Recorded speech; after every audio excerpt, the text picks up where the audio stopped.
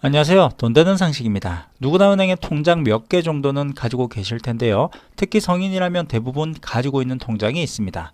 그런데 은행에서 가입한 이 통장이 예금자 보호법이 적용되지 않는다는 사실 모르는 경우가 많습니다. 우리는 흔히 은행에 목돈을 넣어 두거나 또는 조금이라도 더 많은 이자를 받기 위해 저축을 하고 있는데요. 예금, 적금, 청약 통장까지 목돈 마련을 위한 금융상품에 가입하고 있습니다. 사실 은행에 돈을 맡기고도 안심할 수 있는 이유는 예금자 보호법 때문인데요. 예금자 보호법은 금융회사가 영업정지나 파산 등으로 고객의 예금을 지급할 수 없는 상황이 발생하면 예금을 맡겨둔 고객이 피해를 보지 않게 하기 위해서 예금자 보호법으로 보호를 하고 있습니다. 예금자 보호 제도는 각각의 은행에 이자를 포함해서 최고 5천만 원까지 보호가 되고요. 5천만 원을 초과하는 나머지 금액은 보호되지 않습니다. 그런데 대한민국 성인의 90% 이상이 가입하고 있는 청약 통장이 예금자 보호가 되지 않는다는 사실 알고 계셨나요? 저 또한 청약 통장을 가지고 있고 자녀의 청약 통장도 매월 조금씩 불입하고 있는데요. 그런데 오늘 청약 통장에 대해서 다시 생각하게 되었습니다. 주택 청약 통장은 모든 은행을 통틀어 1인당 한 계좌만 만들 수 있는데요. 실제로 이 통장을 활용하여 적립된 금액의 최대 90%까지 통장 담보 대출을 받을 수 있기 때문에 많은 분들이 예금자 보호가 되는 금융상품이라고 알고 계시는 분들이 많습니다. 과거에 주택 청약 부금과 주택 청약 예금 등은 예금자 보호 상품이었습니다. 다만 주택 청약 종합저축이 출시되면서 청약 예금, 청약 부금, 청약 적금은 신규 가입이 불가능하게 되었고 이후에 주택 청약 종합저축만 신규 가입이 가능하게 되었는데요. 주택 청약 종합저축은 주택도시기금에서 운영하고 은행에서 위탁 판매하는 상품이기 때문에 예금자 보호를 받지 못하게 되었습니다.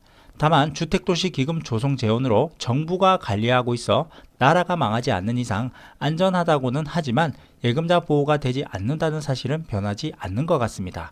시청하시면서 좋아요 한 번씩 꾹 눌러주세요. 그리고 또 한 가지 미성년자일 때 가입한 청약통장은 아무짝에 쓸모가 없습니다. 요즘에는 아이를 출산하게 되면 자연스럽게 청약통장을 만들어주고 있는데요. 만 19세가 되기 전 미성년자일 때 청약통장을 가입한다 하더라도 납입 인정기간으로 인정받지 못하기 때문에 사실 별로 쓸모가 없는 것 같습니다.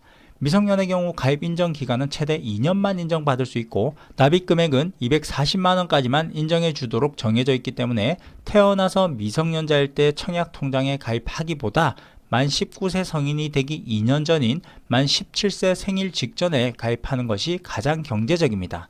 지금같이 고금리 상황이라면 미성년 자녀의 청약통장에 입금하기보다 차라리 고금리 예적금 상품에 최대 가입 기간으로 가입하는 것이 훨씬 더 높은 이자를 받을 수 있습니다.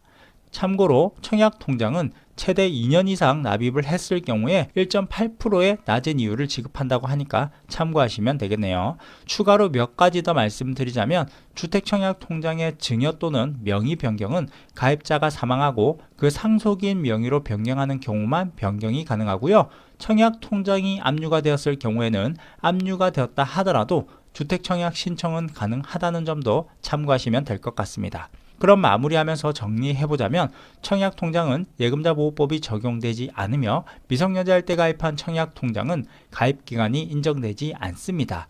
모든 은행이 2년 이상 가입 시 연 1.8% 이자는 동일하고요. 명의 변경이 불가능하며 압류가 되어도 주택 청약은 가능하다는 사실 이 정도만 기억하시면 되겠네요. 그럼 오늘 영상은 여기까지 할게요.